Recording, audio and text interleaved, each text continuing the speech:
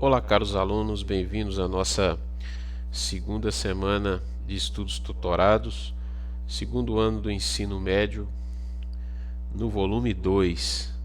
Hoje nós iremos falar sobre o efeito coligativo para soluções de soluto não volátil, a ebulioscopia, que é o estudo da elevação da temperatura de ebulição de um líquido quando nele adicionamos um soluto não volátil. O gráfico aqui ele mostra o efeito da ebulioscopia. Nós sabemos que a água ela ferve a 100 graus, né, no nível, na pressão no nível do mar. Então nós temos aqui esse gráfico da pressão versus a temperatura, e esse gráfico mostra para nós que quando a água, a água pura, ela chega a 100 graus, ela sofre a ebulição, né? Ela chega a seu ponto de ebulição na pressão de 1 atm, uma atmosfera, ou 760 milímetros de mercúrio, como a gente falou aí atrás em outros assuntos teóricos, isso em 100 graus. O efeito da ebulioscopia acontece quando você adiciona a esse líquido puro, no caso aqui a água, essa linha preenchida, você adiciona um soluto não volátil, por exemplo, sal de cozinha, por exemplo. Então você acaba interrompendo o ponto de ebulição do líquido puro, né? No caso da água. Por quê? Porque isso, ao adicionar um soluto não volátil a uma solução, a um líquido puro, você aumenta o seu ponto de ebulição. Perceba que aqui no eixo das abscissas você tem 100 graus Celsius, onde a água ferveu, ela entrou em ebulição a 100 graus, na pressão de uma atmosfera, mas aqui você percebe aqui ΔT, uma variação de 100 graus Celsius para T', ou seja, uma temperatura X. Houve um aumento, né, na temperatura da água aqui, no ponto de ebulição da água, após a adição do soluto não volátil, por exemplo, um sal de cozinha, né? Então, para que uma solução entre em ebulição, sua pressão de vapor deverá igualar-se à pressão atmosférica local. No nosso primeiro caso, em 100 graus, a pressão de vapor da água se igualou com a pressão atmosférica e ela ferveu, entrou em ebulição em 100 graus Celsius, né?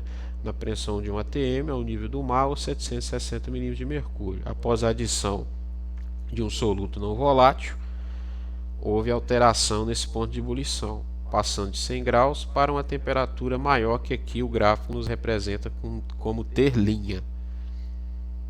Então isso seria a ebulioscopia.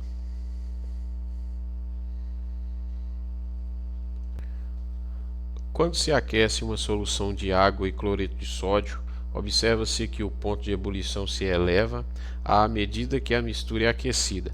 Essa elevação de temperatura de ebulição deve-se, letra A, à diminuição da energia cinética das moléculas? Não, pelo contrário, né? A um aumento da energia cinética. B, ao aumento da energia cinética das partículas do sal de cozinha? Também não. Letra C, ao aumento da concentração de soluto na solução?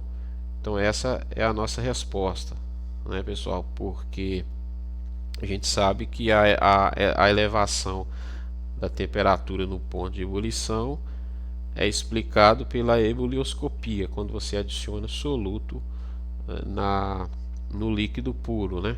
Você adiciona sal de cozinha na água, você vai aumentar a temperatura, o ponto de ebulição, aumentando a elevação desse ponto, né? Por causa do aumento da concentração do soluto na solução, que nesse caso é o sal de cozinha. Então, letra C para essa questão aí.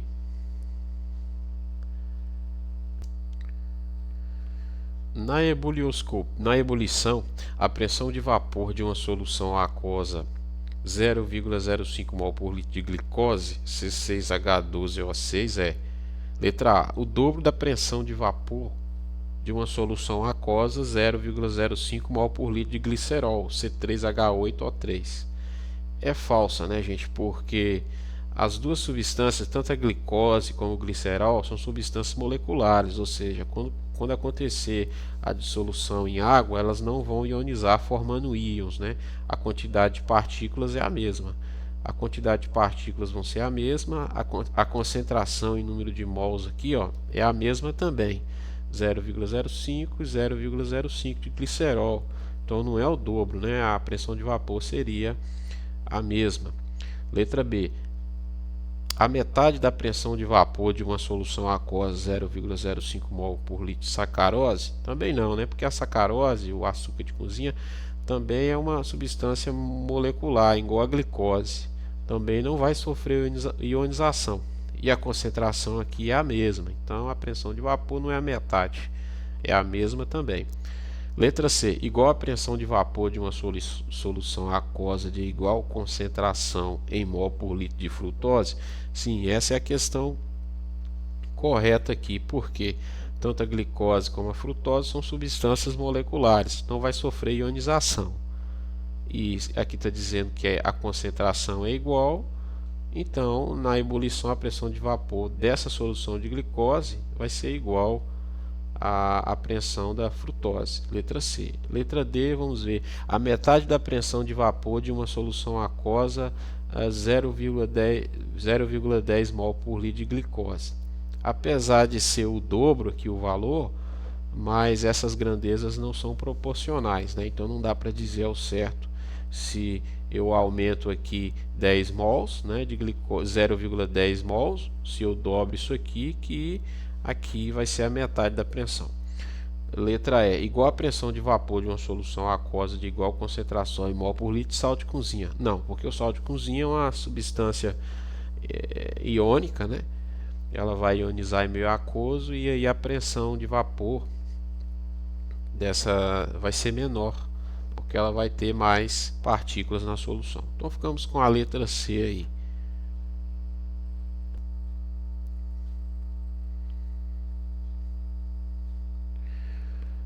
Dois recipientes iguais contêm líquidos em contínua ebulição.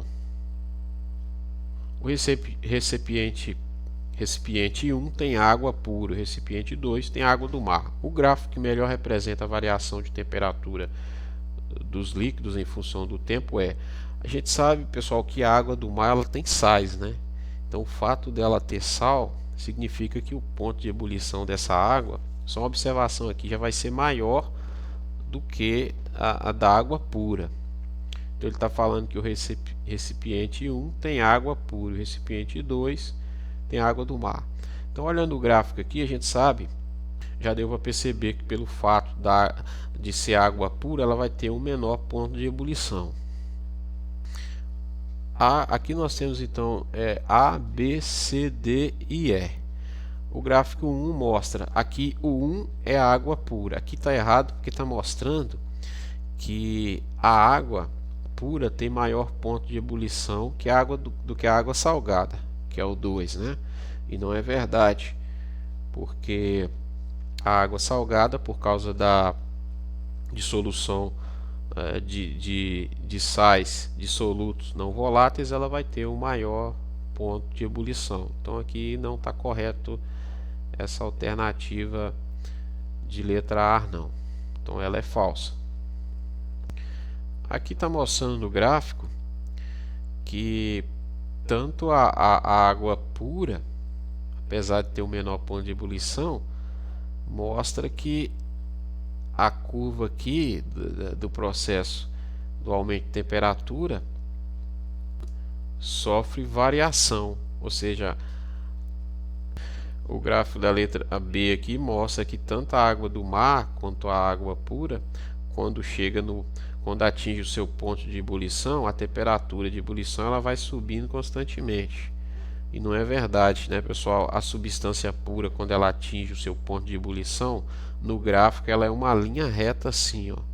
Então aqui para a água do mar está correto, porque é uma solução, o ponto de ebulição é maior e a solução ela não mostra no gráfico, não é representado como uma reta seu ponto de ebulição. A temperatura tende a aumentar gradativamente. mas a água pura não. Então aqui teria que ser uma reta para estar correto. Então a letra B também não está certa. A letra C, ela pode ser a questão correta, né? Porque ela mostra aqui uma linha reta no ponto de ebulição da água pura e mostra que o ponto de ebulição da água com soluto não volátil está em fase crescente, né? Aumentando por causa do soluto não volátil. Pode ser a questão correta. A letra D aqui não está correto também não, porque ele mostra a água pura está certo, ponto de ebulição constante, uma reta, mas a solução ela não é representada no gráfico uma linha reta para o seu ponto de ebulição. Tinha que ser igual está na B e na C, uma temperatura crescente. Essa aqui está fora. Vamos ver aqui a letra E. A, B, C, D, a letra E. A letra E aqui mostra o ponto de ebulição da água pura constante, está correto, e o ponto de ebulição da água salgada do mar sendo crescente, temperatura crescente. Também pode ser a questão correta, né? Então ficamos entre a C e a E. Olha, a nossa resposta correta vai ser a C. Por que a E não? Porque a E mostra que a gente sabe que a gente viu em teoria que o ponto de ebulição de soluções sempre é maior do que o ponto de ebulição da substância pura. Por quê? Porque na solução você adicionou sais, soluto não volátil, e isso aumenta o ponto de ebulição. E na E está mostrando que quando os dois líquidos aqui entram em ebulição, o ponto de ebulição da água salgada é maior. E não é verdade, tá vendo? Ela está abaixo do ponto de ebulição da água salgada. Ou seja, ela está acima do ponto de ebulição da água salgada. Então essa aqui, ó, não é a questão correta. Vamos ficar com a letra C. No início da ebulição, perceba que o ponto de ebulição da água do mar é maior do que a água salgada. O ponto de ebulição da substância pura é constante, enquanto que o ponto de ebulição da solução é representado como uma linha crescente no gráfico. Então essa é a questão correta aqui. A alternativa correta. Foi observado que o cozimento de meio quilo de batatas em 1 litro de água é mais rápido se adicionarmos 200 gramas de sal à água do cozimento. Considere as seguintes possíveis explicações para o fato. 1. A adição de sal provoca um aumento da temperatura de ebulição da água. Correto, né, pessoal? A adição de sal provoca um aumento da pressão de vapor. Pelo contrário, né, a adição do soluto não volátil ele diminui a pressão de vapor. 3. O sal adicionado não altera a temperatura de ebulição da água, mas reage com o amido das batatas. Correto, né? Porque o sal altera sim. Então aqui nós vamos ficar somente com a 1, né? Então a letra A aqui, ó. Apenas. Apresenta maior ponto de ebulição ao nível do mar, solução. Letra A, 0,1 mol, né, de glicose. Letra B, 0,5 mol ou molar de glicose. C, 1 mol de sacarose, 1,5 mol de ureia, 1,5 mol de NaCl. Então é aquela mesma teoria, né? Quanto mais partículas você tem na solução, isso torna mais difícil a pressão de vapor. Em consequência disso, você tem também o maior ponto de ebulição para as soluções do que para a substância pura. Então aquela solução de maior concentração, ou seja, que tem mais partículas no meio, vai ser a solução que tem o menor ponto, aliás, que tem o maior ponto de ebulição devido à quantidade de partículas no meio, que dificulta a pressão de vapor, né? Então o soluto não volátil dificulta a pressão de vapor, aumentando aí o que? O seu ponto de ebulição. Então as soluções que são mais concentradas são aquelas, as soluções de maior concentração são aquelas que terão o maior ponto de ebulição ao nível do mar. Então aqui a gente tem a letra D, né, que é a ureia, que está com 1,5 mol, né, por litro, e o cloreto de sódio, que é uma solução que é um sal iônico, né, que é uma substância iônica. Então qual das duas é a resposta? A resposta correta vai ser letra E. Voltando de novo à teoria, né, por que que é a letra E? Então a gente sabe que a ureia é uma substância molecular, né, a mesma quantidade de partículas inicial vai ser a mesma quantidade de partículas final, né? Em meio aquoso ela não vai ionizar, né, se dividindo em mais partículas. Então você tem 1,5 mol aqui e 1,5 mol aqui. Já o cloreto de sódio, que é um sal iônico, né, ele vai ionizar. Em meio aquoso ele vai ter íons, né, um cátion Na+ e um ânion Cl-. Né? Então você vai ter mais partículas. Quanto mais partícula na solução, mais dificulta a pressão de vapor, em consequência disso aumenta o que? O seu ponto de ebulição. Então, quem vai apresentar maior ponto de ebulição ao nível do mar é a solução de 1,5 NaCl, né? Cloreto de sódio. Então nós vamos ficar aqui para essa questão, essa última questão, a letra E de escola. Pessoal, é isso. Eu espero que vocês tenham entendido um pouco aí de química aqui do segundo ano. Se você gostou, se inscreva no canal, vou ficar muito feliz com isso. Deixe o seu like e até uma próxima resolução de questões aí. Um abraço.